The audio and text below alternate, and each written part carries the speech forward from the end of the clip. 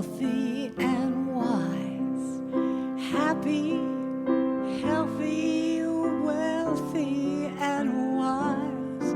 And I know the light of love shines in my eyes. I am happy, healthy, wealthy and wise. I'm going to do it again. You want to sing? Here we go.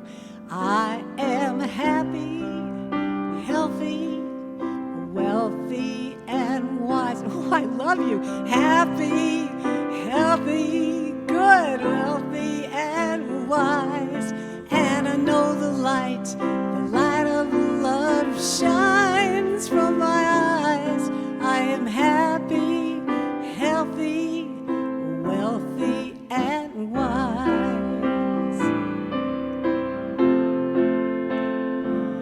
A little bird told me life is so sweet, and when I listen to her sing,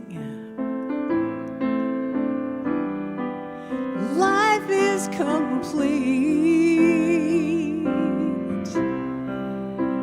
'cause I have everything, love, joy, and peace. The power is infinite. That's the way love will increase. I am happy, yes, healthy, wealthy and wise. Happy and healthy, wealthy and wise. And I know the light, that light of love shines in my eyes. I am happy, healthy, wealthy and wise. We're gonna sing "We" just 'cause we can and we love it. You guys sing that song so well. I love to do it.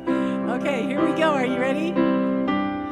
We are happy, healthy, wealthy and wise. Woo. Happy, healthy, wealthy and wise. And we know the light, that light of love shines in our eyes. We are happy, healthy, wealthy and wise. And we know the light of love shines in our eyes. We are happy, healthy, wealthy and wise. Oh, that was wonderful, everybody.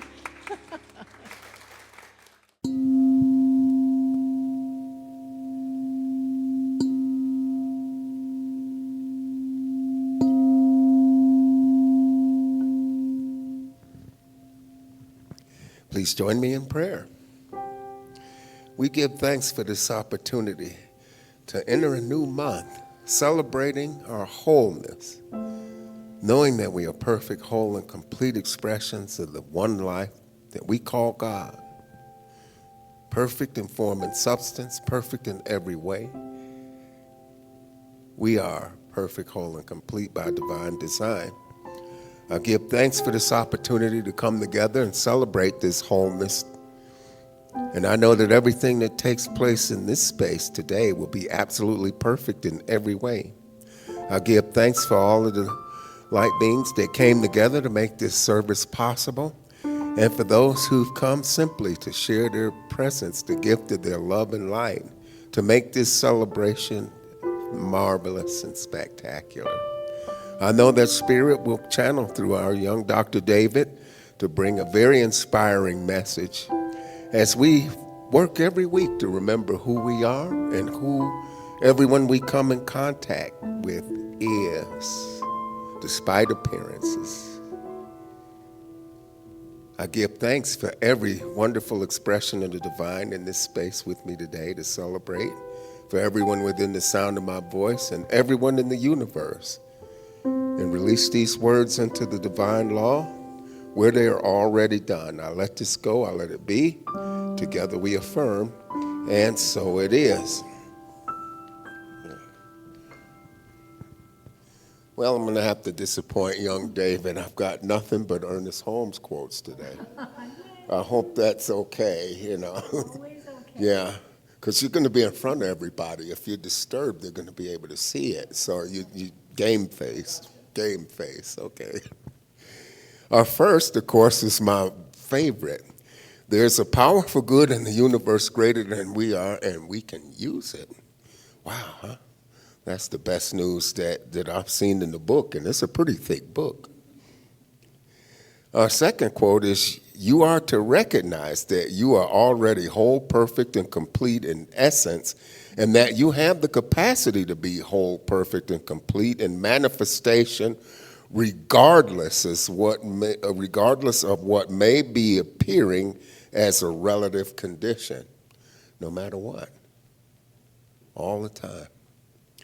And our final quote, all human endeavor is an attempt to get back to first principles, to find such an inward wholeness that all sense of fear, doubt, and uncertainty vanish.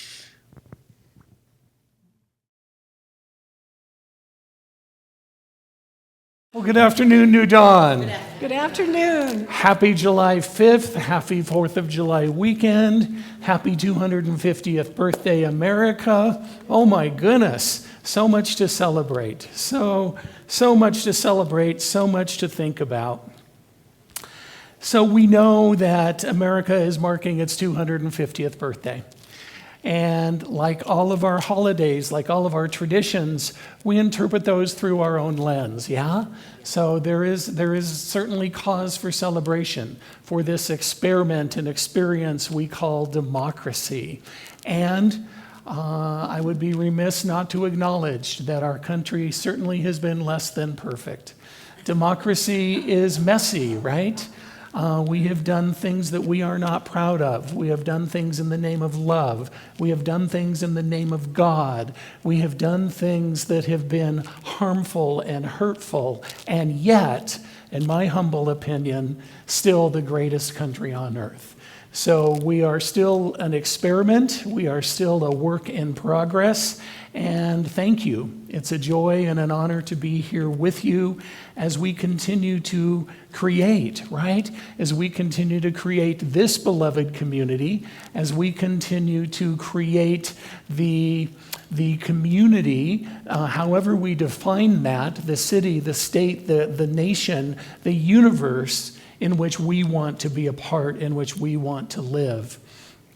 And as we continue to explore then, we and perhaps many people in our country continue to look at what does freedom look like? What does freedom mean to me? What is my definition? What consciousness am I bringing to this endeavor? And because we all happen to be overachievers, I would remind you that next month on August 1st, Colorado will celebrate our 150th birthday.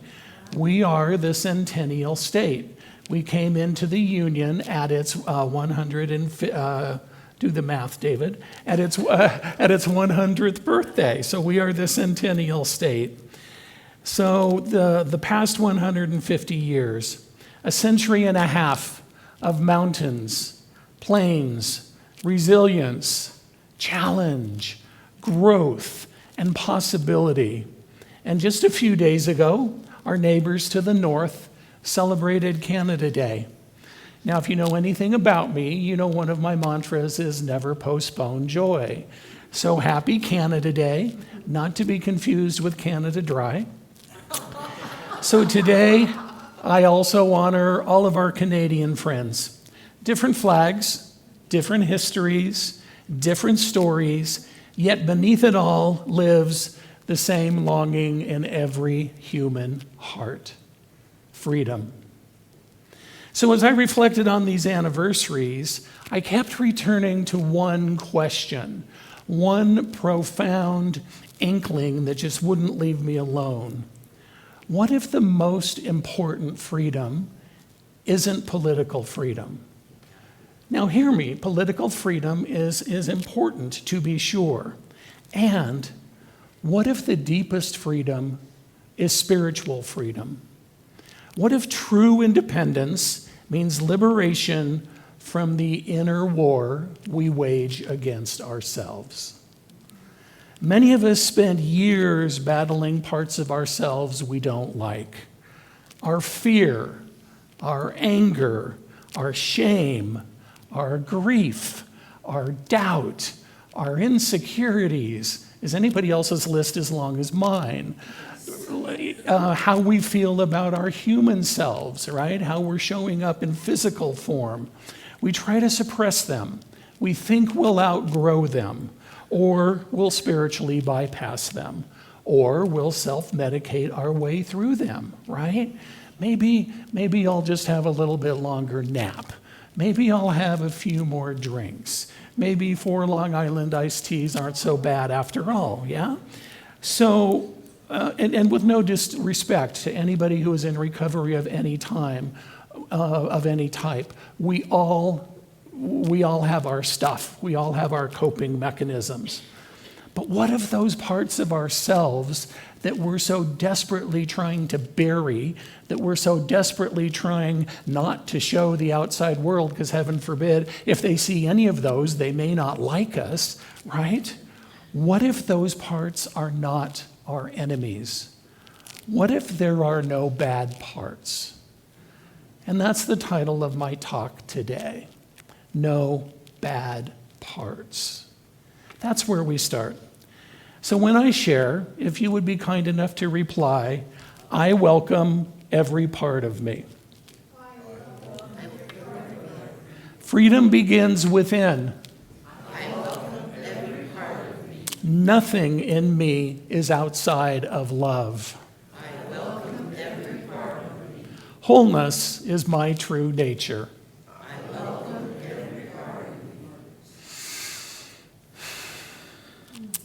And so the first thing I wanted to share with you, my friends, is the obvious, that we all have many parts. Ernest Holmes writes and shares that our spiritual work does not create wholeness.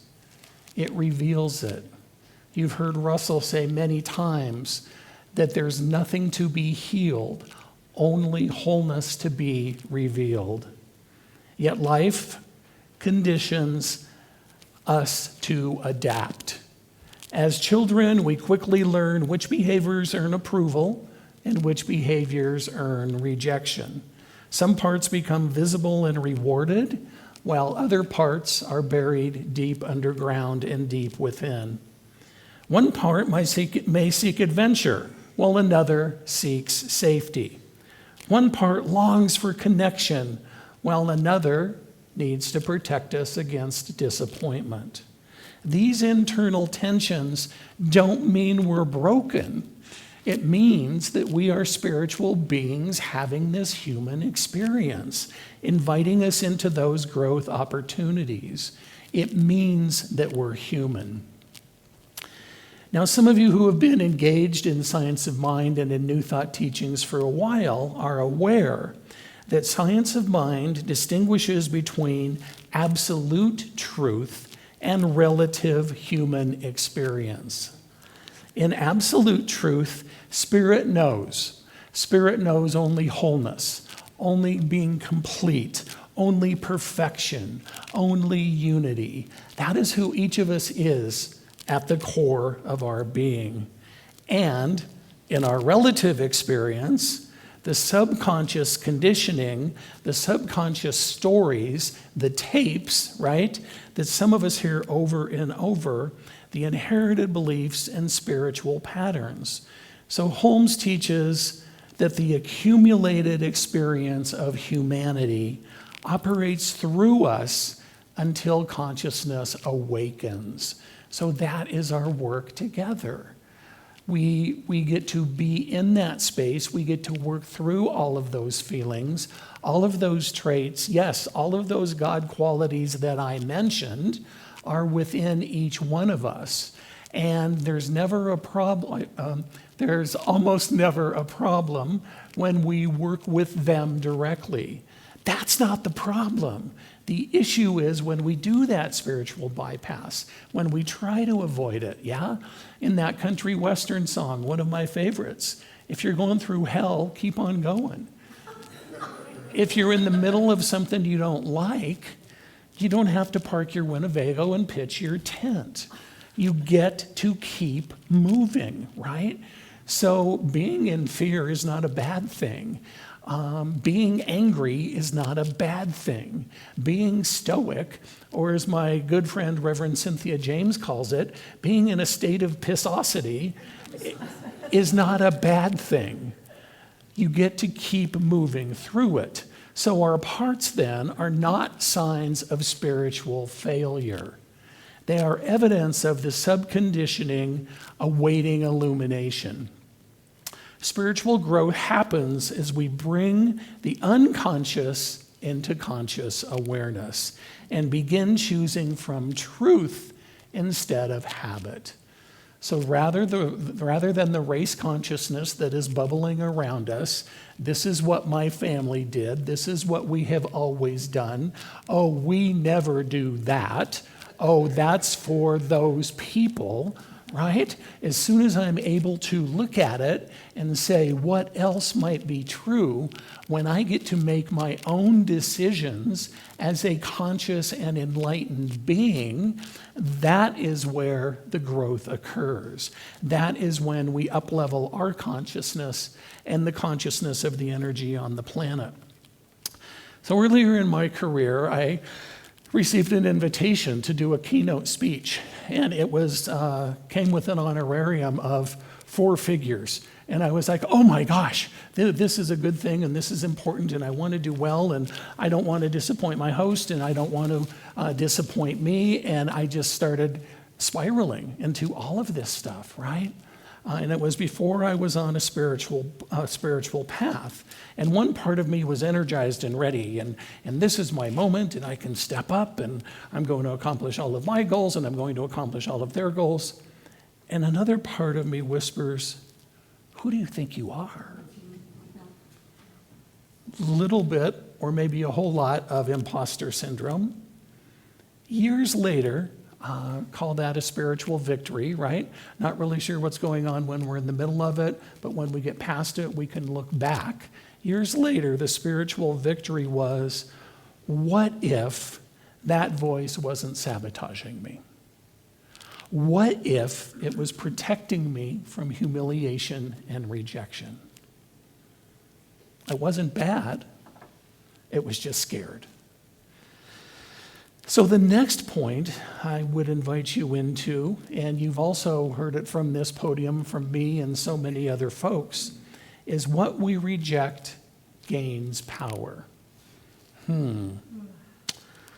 Right, Karen Karsh? You can agree with that one? We often get stuck because we label parts of ourselves as bad or weak or shameful or wrong. Fear becomes failure. Anger is unacceptable. Neediness becomes weakness.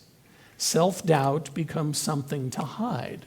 So we suppress these parts or try to eliminate them. And as metaphysicians, we understand that strengthens whatever we resist gets strengthened. You've heard it before, what we resist persists. So I suggest a different path. Instead of battling troubled parts, we listen to them. Curiosity reveals what judgment hides. So rather than saying, I'm not angry, I've never been angry, my family doesn't get angry, we are good people, right? Anybody else have that experience? We get to step into that.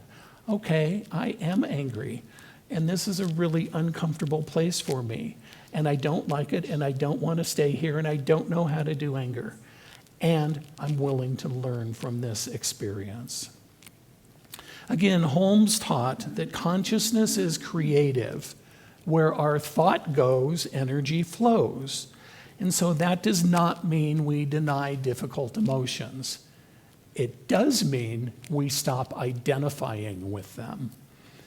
We also learn in New Thought to move from appearance to spiritual reality. So fear may arise, and it's not my identity. Judgment may surface, and it is not the truth. As we stop energizing rejection, we create inner spaciousness. Love begins transforming what force never could. Is anybody familiar with this book, Power versus Force?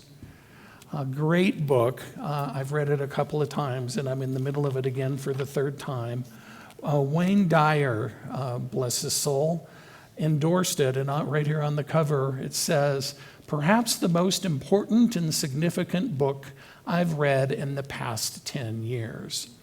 And it's called Power versus Force, The Hidden Determinants of Human Behavior. Really an excellent read. And I'll just read one short quote. David Hawkins reminds us, the author, "Force is always associated with that which supports ego, and power is associated with that which supports truth. When we stop forcing change through shame, criticism, and rejection, we create space for the transformative power of truth and love." Power versus force. And some of you have heard us talking about, and some of you have signed up for the Emergenetics workshop that we're going to be having in a couple of months. And that's one of the many things that I appreciate about Emergenetics is people will see their profile and they will say, "Oh my gosh, I have too much of this and I don't have enough of that, or I have none of that." And I gently and firmly remind them that every profile is perfect. This is not about changing anything. And if you want to change, it's a great opportunity to do so consciously, right? So I have a friend who worked at IBM for 30 years. And she was getting ready to take one of their buyouts. She was ready to step out of the corporate world and become an entrepreneur. And she had two preferences. This is all Emergenetics terms that we'll get to in the workshop. But she was basically a left-brain thinker. She had preferences in analytical and structural thinking. In her mind, she thought if she was going to be an entrepreneur, that people were going to pay her for her ideas. People were going to pay her to be in a conceptual space. So she did 21 days to more conceptual thinking. And hear me, she chose to change. It wasn't from a place of lack. It wasn't from a place of not being enough. It was from a place of, I am whole, perfect, and complete now, and I choose to be a different kind of whole, perfect, and complete tomorrow, right? So it's all about the energy and the intention that we bring to our work. I'm also reminded of the analogy, again, if your house is anything like ours, I spend a little bit more time in the kitchen just because of our schedules than Rick does, and the smoke detector will go off on occasion, and the CO2 detector will go off on occasion, and I will just share with you that I am less than ministerial in those moments. And is it annoying? Absolutely. Are those things broken? Not necessarily. They are doing their job. They're making me aware to a possible danger. It's doing exactly what it's supposed to do. And so that's many of our emotional reactions working the same way. They may be overactive, and they're just trying to protect us. So don't get mad at yourself. Get mad at the dang detector and beat it with a screwdriver. No. The third thing I want to invite you into is that compassion reveals wholeness. Healing begins when our relationship with our inner world changes. Yeah? We change within before we can bring it to the outside world. So instead of asking, how do I get rid of this? What if we ask, What is this trying to tell me? What if we ask, what else might be true? Yeah, what is the lesson in this experience? The inner critic may always want excellence. Anxiety is always pushing for safety. Anger may want boundaries. Grief may want love. Compassion allows us to hear what judgment silences. So let us turn that compassion on ourselves. Holmes says there's no healing to be done in the absolute, only realization. Spirit is already whole. Spiritual healing is not fixing brokenness, but awakening to truth. Compassion becomes second practice because it dissolves the illusion of separation. Separation with the other and separation within the self. When we lovingly witness all parts of ourselves, we align with divine reality rather than our human personal judgment. So the deeper meaning of treatment then, the deeper meaning of our prayer process is not changing God's truth, but changing our acceptance of it. So I had a conversation with another dear friend and mentor, Roger Teal, in ministerial school, specifically around the way that I prayed. And Roger, as he always does, was inviting me into some deeper work. I frequently say in my prayer treatment, in my prayer work, this or something better. And Roger called me on it. He said, David, why do you say that? I said, well, because, and he followed that up with, are you trying to tell God what to do? And I said, well, I'm powerful, but I don't think I'm that powerful, but it might be worth a try. And I said, the reason I say this or something better is not because I'm trying to direct the infinite, but rather it's I'm trying to change the hard wiring in my brain that says I'm the be-all, I'm the know-all, I'm the end-all, and I'm praying for this, and damn it, you better deliver, right? So when I say this or something better, I'm preparing my own mind, I'm preparing the person I'm praying for or treating with, that if something completely different shows up or doesn't, then that is the highest and best, regardless of what my human mind may know or think or not know or not think. And I'm reminded of the story of a beloved who was sitting with a spiritual teacher and shared the desire, I wish I could get rid of my doubt. Seems like a reasonable thing to share with a spiritual counselor. And the spiritual practitioner said, invite it in closer. And the woman said, why? A little confused. And the teacher said, because what is exiled becomes louder. What we push away fights to be seen. What we welcome can finally soften. So, my friends, by way of underscoring the point, by way of emphasizing there are no bad parts in any of us, right? And even in the interesting beings that show up in our world, regardless of what we tell ourselves and what we think and feel, there are no bad parts. And I invite you into this short video as we expand on that part. This young man, and thank you, Russell, anybody younger than me is a young man. He, in my humble opinion, is a musical prodigy. And you will get the depth and the breadth of his brilliance. And in this particular case, the setup is he is working with the Vancouver Symphony Orchestra. Now, many of our friends who are musicians, Liana and Rick and Karen and anybody else in the crowd who identifies as such, please help me. My sense is that talk about preparedness when you're going into a recital, when you're going into a show, when you're going into anything with an audience. Preparation is key, and you still have your music in front of you in one form or another, right?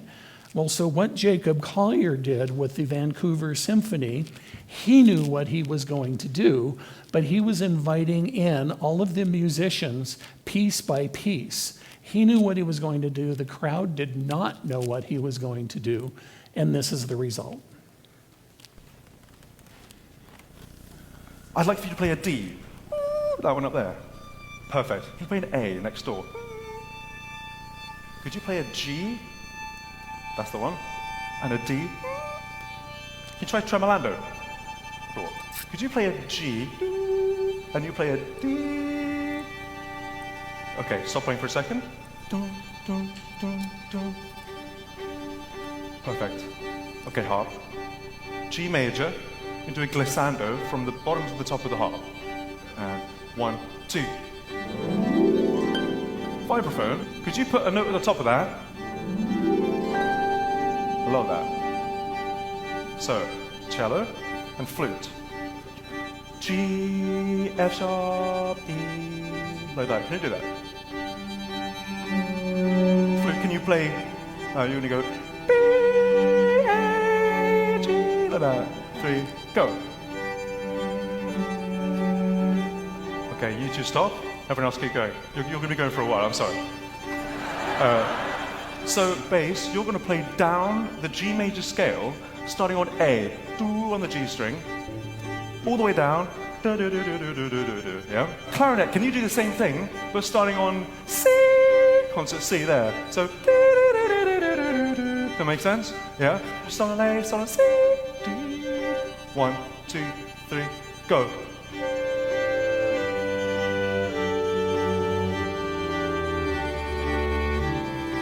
They have no idea what they're doing. And stop. Okay. Give these musicians a round of applause. There you go. Come on now. Yeah. So that will be our verse. For the chorus, I want to start with tuba, trombone, trumpet. Tuba, can you play G, F sharp, E, D, C, D, G?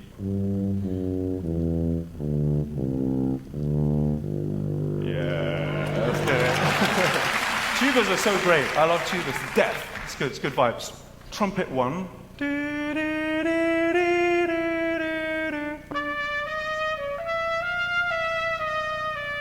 Pristine. Trombone. Could you go B, A, G, G, C, C, B? 1, 2, 3.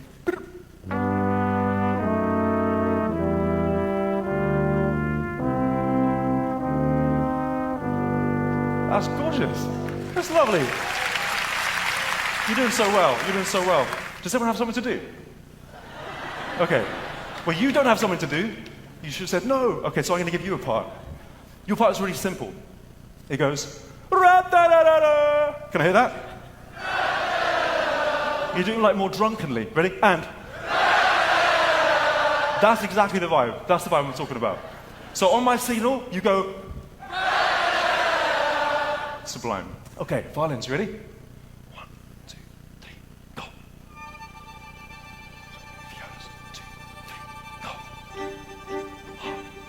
1, 2. There's nothing you can do that can't be done. Nothing you can sing that can't be sung. There's nothing you can see, but you can learn how to play the game. It's easy. Plus, go, 3, and all you need is love. Go! All you need is love. Yeah! All you need is love. Love. Love is all you need. 1, 2, 3. Love, love, love. Ready? Go. Love, love, love. 2, 3, go. Love, love, love. 2, 3, go. Love, love, love. 2,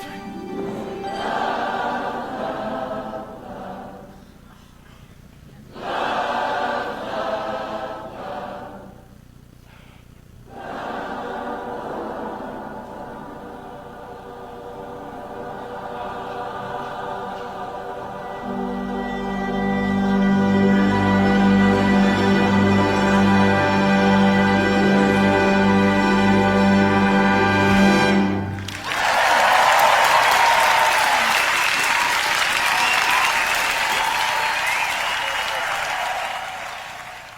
So for those on social media, he's certainly worth a follow. His name is Jacob Collier, and he does this all over the world and really just extraordinary. For those of us who struggle a little bit with speaking, he's all over it. And my whole point there, my friends, is there are no bad parts. There are no bad instruments in the symphony, and there are no bad parts within you. So how do we live that here at New Dawn? First, we practice self-compassion instead of self-condemnation. Second, we practice curiosity instead of judgment. And third, we practice belonging instead of hiding. You don't need to arrive here polished or perfect or spiritually impressive. You simply need to arrive.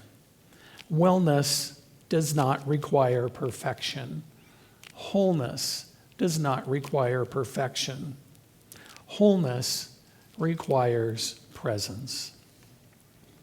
So as America at 250 reminds us that freedom is an ongoing practice, Colorado at 150 reminds us that identity continues to evolve.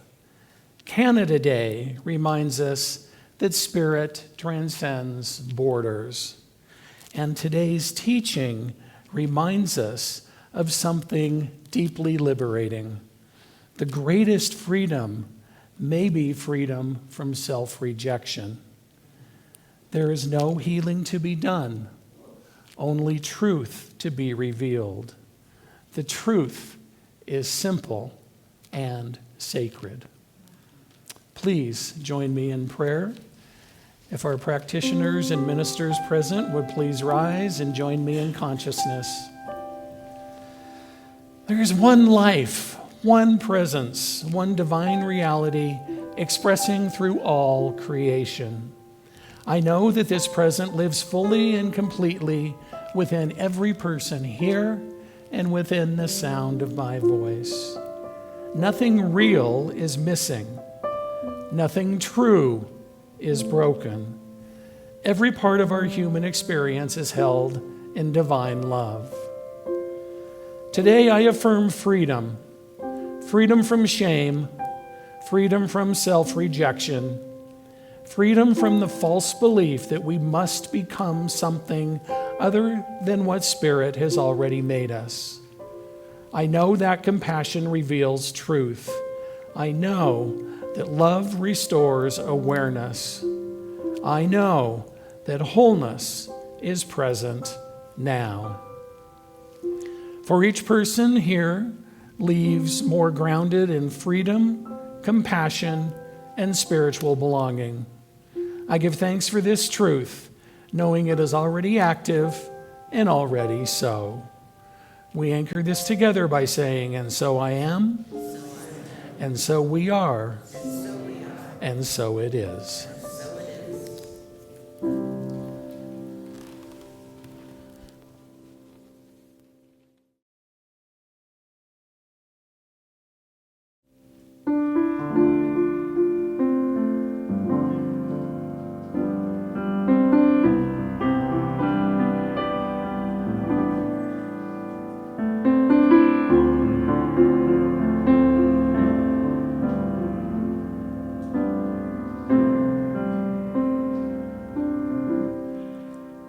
How can anybody ever tell you that you are anything less than beautiful?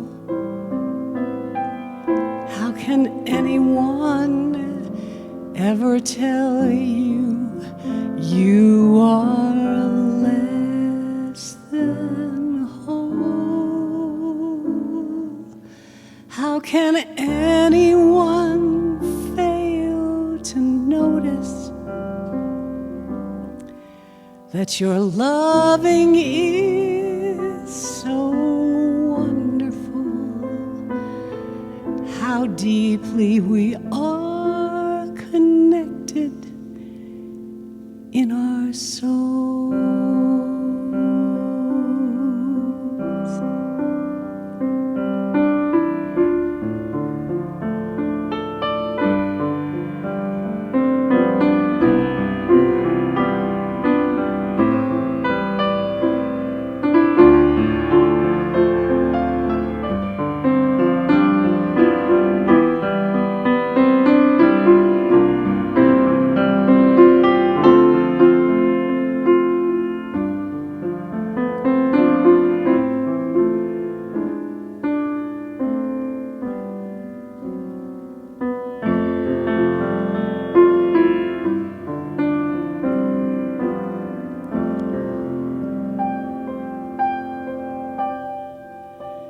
How can anyone ever tell you that you're anything but beautiful? How can anyone ever tell you that you are less than whole? How can anyone fail to notice that your loving is so wonderful? How deeply we are all connected in our soul.